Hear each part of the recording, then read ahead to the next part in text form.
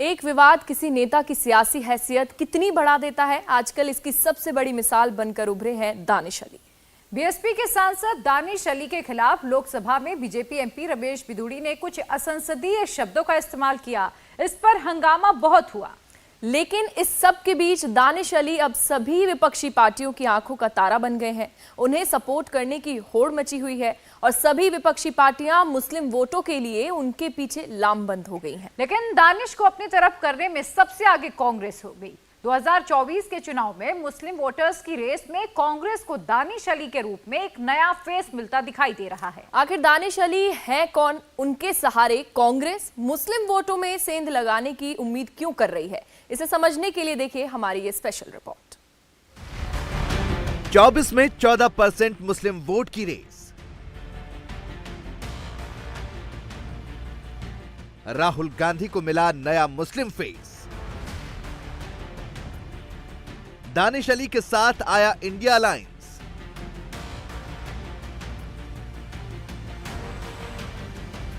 मुसलमानों को कितने वोट बढ़ने के चांस?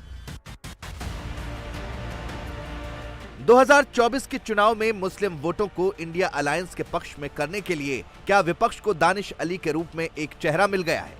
दानिश अली के खिलाफ लोकसभा में बीजेपी सांसद रमेश बिधूड़ी की तरफ से बोले गए असंसदीय शब्दों के बाद विपक्ष जिस तरह दानिश अली के पीछे खड़ा हो गया है, उसे देखकर तो यही लग रहा है कांग्रेस हो या फिर लालू यादव की पार्टी, इनके नेता मजबूती से दानिश अली के पीछे खड़े हैं। नीतीश कुमार, अखिलेश यादव, अरविंद केजरीवाल, उद्धव ठाकरे, स्टालिन, ममता बनर्जी या फिर इंडिया अलायंस की दूसरी पार्टियों के नेता, सभी को लग रहा है कि दानिश अली के खिलाफ रमेश बिधूड़ी ने जिन शब्दों का इस्तेमाल किया उससे मुसलमान नाराज हैं। वो इसे मुस्लिम कौम पर हमले के तौर पर देख रहे हैं। इसलिए अब इन पार्टियों के नेता दानिश अली के कंधे पर बंदूक रखकर बीजेपी और प्रधानमंत्री नरेंद्र मोदी पर निशाना साध रहे हैं। शुरुआत राहुल गांधी ने की। राहुल गांधी कल शाम अचानक दानिश अली से मिलने उनके घर पहुंच गए। राहुल गांधी ने दानिश अली को हिम्मत दी, उनके गले लगे, कहा कि संसद में जो कुछ हुआ वो लोकतंत्र के मंदिर में नहीं होना चाहिए था। दानिश अली भी राहुल से मिलने के बाद काफी रिलैक्स दिख रहे थे। दानिश अली से मिलने के बाद राहुल ने ट्वीट किया, नफरत के बाजार में मोहब्बत की दुकान। यही दो शब्द उन्होंने दानिश अली के घर से बाहर निकलने के बाद भी दोहराए, नफरत के बाजार में मोहब्बत की दुकान। दानिश अली से मुलाकात पर राहुल गांधी ने तो ज्यादा कुछ नहीं कहा, लेकिन दानिश अली ने कहा कि राहुल उनका हौसला बढ़ाने आए थे और राहुल से मिलने के बाद उन्हें लग रहा है कि अब वो अकेले नहीं हैं। दानिश अली ने पहले राहुल गांधी के ट्वीट को ही रीट्वीट करते हुए लिखा कि आप अचानक आ गए, मेरा हौसला बढ़ा गए, नफरत हारेगी, मोहब्बत जीतेगी। दानिश अली ने कहा कि राहुल गांधी ने उन्हें भरोसा दिलाया कि लोकतंत्र पर भरोसा रखने वाला हर शख्स उनके साथ खड़ा है। वो खाली सॉलिडेरिटी के लिए,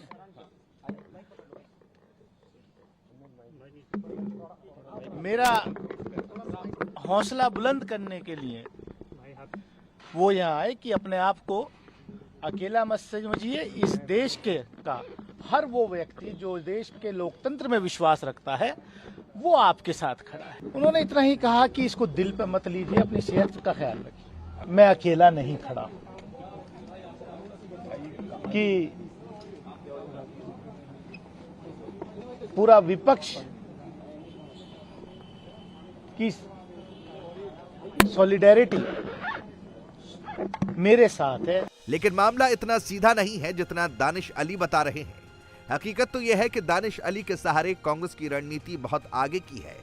पर्दे के पीछे दानिश अली और कांग्रेस की जुगलबंदी लंबे वक्त से चल रही है।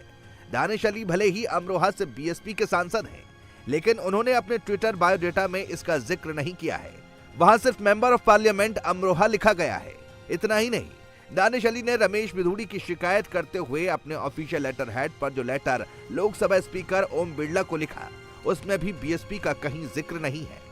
कहा जा रहा है कि दानिश अली का कांग्रेस में शामिल होना अब औपचारिकता मात्र है, वो कभी भी कांग्रेस ज्वाइन कर सकते हैं। राहुल गांधी और दानिश अली की मुलाकात के बाद इसे लेकर बीजेपी के मुख्तार अब्बास नकवी ने 2 ट्वीट भी किए। नकवी ने लिखा, लेकिन कांग्रेस में शामिल होने के लिए इतना ड्रामा कमाल है। घंटों में ही गुरु घंटाली का घटिया घमासान घमंडिया घराने का अरमान बन गया, खुदा खैर करे।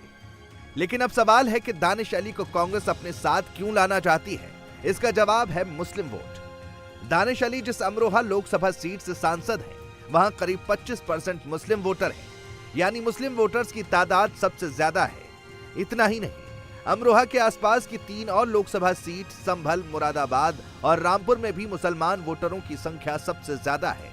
2019 के चुनाव में इन 4 सीटों पर मुसलमान कैंडिडेट ही जीते थे। अमरोहा से दानिश अली, संभल से शफीकुर रहमान बर्क, मुरादाबाद से एसटी हसन और रामपुर से आजम खान।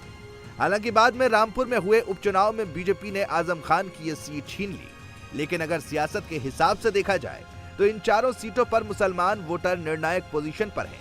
अब कांग्रेस की नजर दानिश अली के बहाने इन 4 लोकसभा सीटों पर ही नहीं, बल्कि यूपी के सभी मुस्लिम डोमिनेटेड लोकसभा सीटों पर है। वेस्ट यूपी की ज्यादातर सीटों पर मुसलमानों की तादाद अच्छी खासी है। यही वजह है कि राहुल गांधी कल जब दानिश अली से मिलने गए तो उनके साथ कांग्रेस अल्पसंख्यक विंग के अध्यक्ष और राज्यसभा सांसद इमरान प्रतापगढ़ी को लेकर भी गए। अपने कई सीनियर नेताओं को दरकिनार कर कांग्रेस ने इमरान प्रतापगढ़ी को राज्यसभा सांसद इसीलिए बनाया क्योंकि मुस्लिमों के बीच पैठ बढ़ाई जा सके। अब इमरान प्रतापगढ़ी और दानिश अली को एक साथ लाकर मुस्लिम वोटरों को मैसेज देने की कोशिश की जा रही है। इमरान प्रतापगढ़ी ने भी कहा कि प्रधानमंत्री मोदी सबका साथ, सबका विकास, सबका विश्वास की बात करते हैं। अगर वो सच में इस पर यकीन करते हैं तो रमेश पिधूड़ी पर एक्शन लें। संसद एक ऐसी संस्था है जो देश में सबसे पवित्र, सबसे सुरक्षित संस्था है। अगर वहां भी किसी सांसद के साथ इस तरह की भाषा का इस्तेमाल किया जाएगा, गाली नहीं बल्कि सांप्रदायिक गाली दी जाएगी, तो ये किसी भी कीमत पर बर्दाश्त करने वाली बात नहीं है। लोकसभा अध्यक्ष जी से हमारी गुजारिश है कि आप कार्रवाई करिए, कड़ी से कड़ी कार्रवाई करिए। प्रधानमंत्री जी से मेरा अनुरोध है कि सबका साथ, सबका विकास का जो आपका नारा है, उसकी अगर लाज बचानी हो तो चुप्पी तोड़िए। जेपी नड्डा जी से मेरा अनुरोध है कि अपने ऐसे गालीबाज सांसद पे कार्रवाई करिए। लेकिन अब सवाल है कि कांग्रेस ने दानिश अली के जरिए मुस्लिम वोटों को गोलबंद करने की जो उम्मीदें लगा रखी हैं, क्या वो पूरी होंगी? इस सवाल का जवाब जानने से पहले ये समझना जरूरी है कि दानिश अली है कौन। दानिश अली यूपी के हापुड़ के रहने वाले हैं। उनके दादा कुंवर महमूद अली 1957 में डासना विधानसभा क्षेत्र से विधायक बने थे। 1977 में वो हापुड़ लोकसभा सीट से जनता दल के टिकट पर सांसद भी चुने गए थे। लेकिन उनके पोते यानी दानिश अली ने अपने पॉलिटिकल करियर की शुरुआत कर्नाटक से की। उन्होंने पूर्व प्रधानमंत्री एच.डी. देवगौड़ा की जनता दल सेक्युलर को ज्वाइन किया और जेडीएस के राष्ट्रीय महासचिव रहे। लेकिन कांग्रेस को लेकर दानिश अली में एक सॉफ्ट कॉर्नर हमेशा रहा। कर्नाटक में 2019 के लोकसभा चुनाव में कांग्रेस और जेडीएस का अलायंस कराने में दानिश अली का अहम रोल रहा। हालांकि देवगौड़ा के कहने पर उन्होंने खुद उस चुनाव में बीएसपी ज्वाइन की, अमरोहा से चुनाव लड़े और जीते। यानी दानिश अली का दखल कर्नाटक की सियासत में भी रहा है और यूपी की राजनीति में तो वो है ही। यूपी में करीब 18% मुसलमान मतदाता है और कर्नाटक में मुस्लिम वोटरों की तादाद करीब 11% है।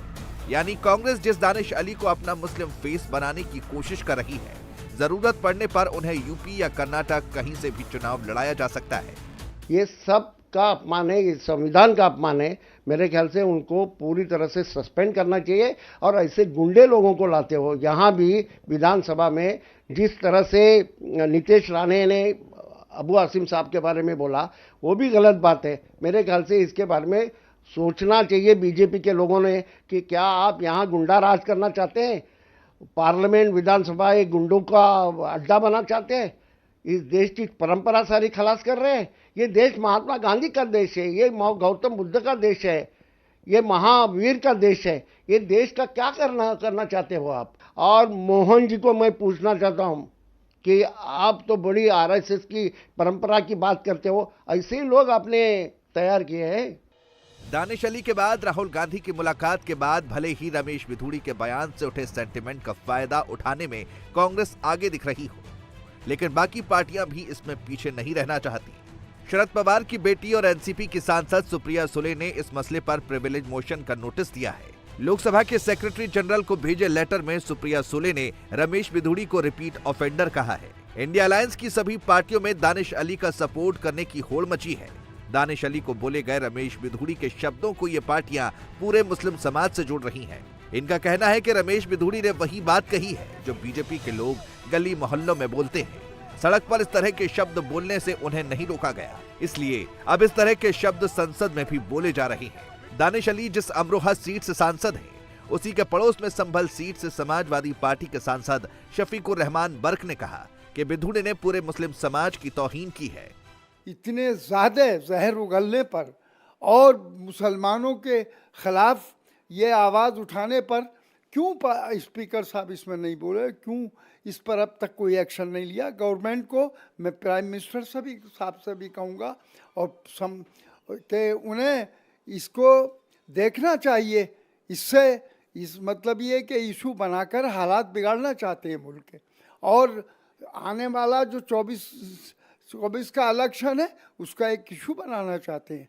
इस इशू से हम नहीं डरते इससे, और मतलब ये केले के हम अपनी कौम की, अपनी मिल्लत की, मुसलमानों की इस तरीके से तौहीन को कभी हम बर्दाश्त नहीं करेंगे। बीजेपी ने इस मामले में रमेश बिधूड़ी को कारण बताओ नोटिस जारी किया है। बीजेपी भी इसे गैर जरूरी बयानबाजी मान रही है। लंबे वक्त से बीजेपी की कोशिश मुसलमानों को पार्टी से जोड़ने की है। एक आंकड़ों के मुताबिक 2019 के लोकसभा चुनाव में बीजेपी को मुसलमानों के 9% वोट मिले। 2022 के यूपी विधानसभा चुनाव में भी बीजेपी को 8% मुसलमानों ने वोट दिया, जो 2017 के चुनाव की तुलना में 1% ज्यादा था। इस साल जिन 5 राज्यों में चुनाव होने हैं, उनमें से बीजेपी ने मध्य प्रदेश और राजस्थान में मुस्लिम वोटों से भी उम्मीद लगा रखी है। शिवराज सिंह चौहान को तो मुस्लिम महिलाओं का साथ मिलता दिख रहा है। यही वजह है कि मुसलमानों को बीजेपी से दूर करने के लिए विपक्षी पार्टियां अब रमेश बिधूड़ी बनाम दानिश अली की जंग को बीजेपी वर्सेस मुसलमान बना रही हैं। अबू आजमी कह रहे हैं कि मुसलमानों को गाली देने वालों को बीजेपी में पद मिलता है, टिकट मिलता है, इसलिए बीजेपी के नेता इस तरह के बयान देते हैं। आपने मसला नहीं सुनी, मुंह में राम बगल में छुरी, टीवी पे कुछ बोलना, पीछे कुछ करना।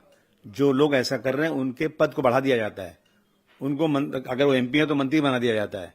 ये तो हो रहा है देश में आजकल, इसलिए कोई डरता नहीं है। सामने जो लोग बोलते हैं, अब आपने एक ट्रेन में एक पुलिस वाले ने मारा, 3 मुसलमानों को मारा, और मारने के बाद क्या कहता है कि नरेंद्र मोदी और योगी को वोट देना अगर देश में रहना होगा तो, और इनके आका पाकिस्तान में बैठे हैं। मैं समझता हूं कि ऐसे लोगों को बीजेपी जो है ना, उनको सजा नहीं देगी, उनको बीजेपी शायद टिकट भी दे दे। ये हुआ है पास्ट में, हमने देखा है।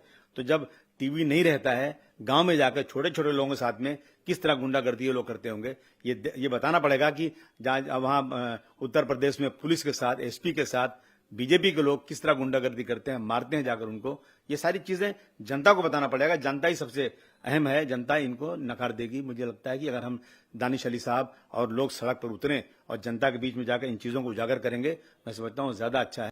यानी कुल मिलाकर देखा जाए तो इस पूरे विवाद में फिलहाल फायदा दानिश अली का ही दिख रहा है। सारी विपक्षी पार्टियां उनके साथ हैं, और कल जिस तरह राहुल गांधी उनसे मिलने गए, उसके बाद ये लग रहा है कि दानिश अली अपनी शर्तों पर कांग्रेस में जाएंगे। इंडिया टीवी हर वक्त हर जगह डाउनलोड करने के लिए सर्च करें India TV news Google play store या ऐप स्टोर पर।